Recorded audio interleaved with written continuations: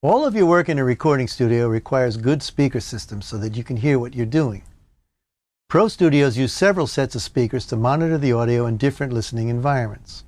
Monitor speakers for recording come in many shapes and sizes, but only two basic cabinet designs, passive and powered. Both require a power amplifier to send them the audio signal. However, a passive monitor gets its signal from an external amp. A powered monitor speaker has the amp built right into the cabinet. There are good reasons to check out both types. Powered monitors are more convenient, and the amps inside the cabinet have been chosen specifically for the speakers they're driving. The wiring from the amps to the speakers is very short. That eliminates interference that can be picked up by speaker cables, which may run a long distance from the power amp. On the other hand, high-quality passive monitors can offer the same performance while being a separate component that may cost less. Passive speakers can also be upgraded separately from the power amp, giving you more flexibility in when and how to improve your system.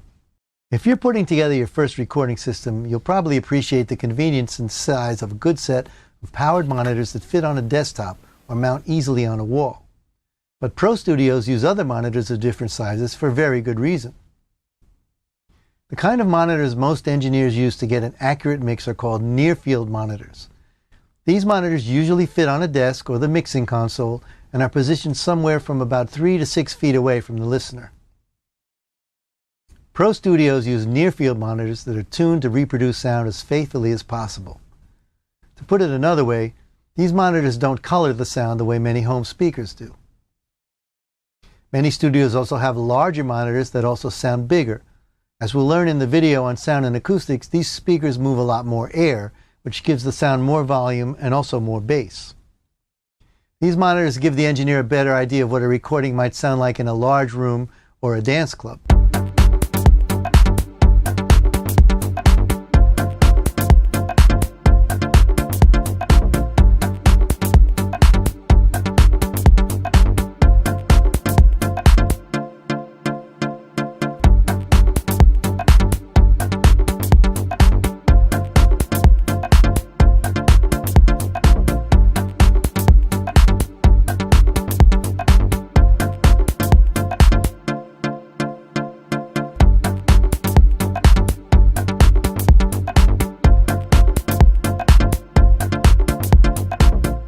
Before near-field monitors became the standard in the 1970s, major studios had very large monitors mounted in wall cavities called soffits. Many still do.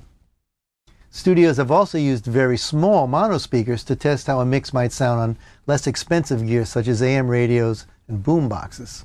Today, the high-quality near-field monitor is still the best way to make sure your mix will translate well to everything from earbuds to home theater systems. You may also sometimes need to monitor your project on headphones, either to test how it'll sound on something like earbuds, or because you can't play music at a loud volume in your home studio because of family, neighbors, or other considerations. Headphones for monitoring have come a long way in recent years, but you must still shop carefully for a set that will let you mix effectively. You may know that most monitors have two speakers, one for the low frequencies, the bass, and another for the higher frequencies, the treble. These are called two-way monitors. Some monitors, called three-way monitors, have a mid-range component as well. The low-range speaker is typically called a woofer, and the high-range speaker is called a tweeter for obvious reasons.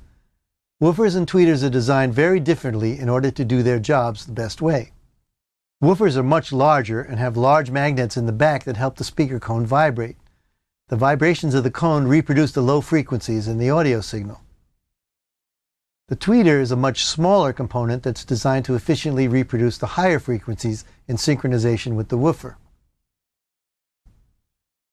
While woofer cones are concave with a surface that curves inward around a dust cap, tweeters have convex diaphragms that look like domes. To help the woofers and tweeters perform more efficiently, monitors use an electronic component called a crossover, which sends low frequencies to the woofer and high frequencies to the tweeter. We'll be explaining more about tone and frequency response in later videos. The important thing to know about good studio monitors is that they're designed to handle the crossover from bass to treble seamlessly. Some studio monitors also have a hole in the cabinet called a port. The port allows the air generated in the back of the woofer cone to exit the cabinet, and this results in more apparent bass in the listening environment. But ports, especially ones on the rear of the cabinet, can cause problems with reflections that cause smearing of the bass in the mix. Monitor speaker cabinets must be carefully designed so that this extra bass matches the overall tone of the monitor and doesn't overwhelm the higher frequencies coming from the tweeter. Several good ported and non-ported designs exist for both powered and passive studio monitors. When you set up a recording system, you connect your audio interface or mixer to a power amp, either a separate unit like this one or the ones in your powered monitor system. Usually it's best to use XLR cables such as these, the same ones you use with most microphones, to connect your mixer or audio interface. You may also use TRS cables like these to connect your components if they're compatible. In some cases, you may use regular guitar-type cables to connect to your power amp, although these are more susceptible to hum and interference. If you use a separate stereo power amp to connect to passive monitors, you'll also use speaker cables to carry the signal from the amp to the monitors. As I said, studio monitors come in all shapes and sizes. You must be careful to invest in the set or sets that will give you the best results for your recording projects. It's very easy to create a mix that sounds great in your studio, but sounds terrible when you play it somewhere else. If at all possible, you should audition monitors before buying them. Listen to them in an audio or a music store, in a pro studio, or even in a friend's studio. Take into account the kind of music that you'll be working on. For example, if you're working on electronic dance music, EDM, or a club mix, you may want monitors that can put out a lot of bass. But just because you want to hear that bass from the monitors, it doesn't mean these monitors are the best ones for mixing.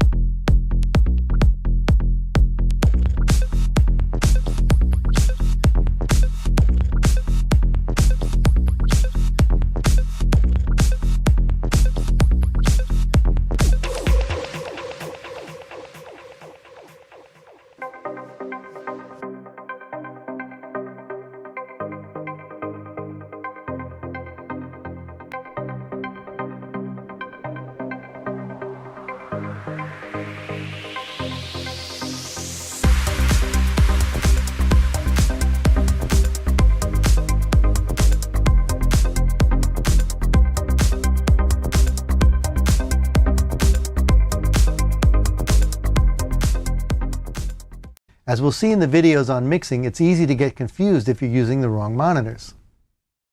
If the monitors put out too much bass, you may find there's not enough bass in your mix when you go play it on another system. If your monitors put out too little bass, you may be adding so much bass that the mix is bass heavy on other systems.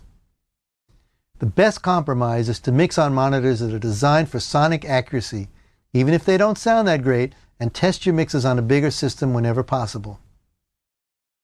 Remember that club sound systems are designed to enhance and add bass, so you don't need to put a ton of extra bass in your mixes.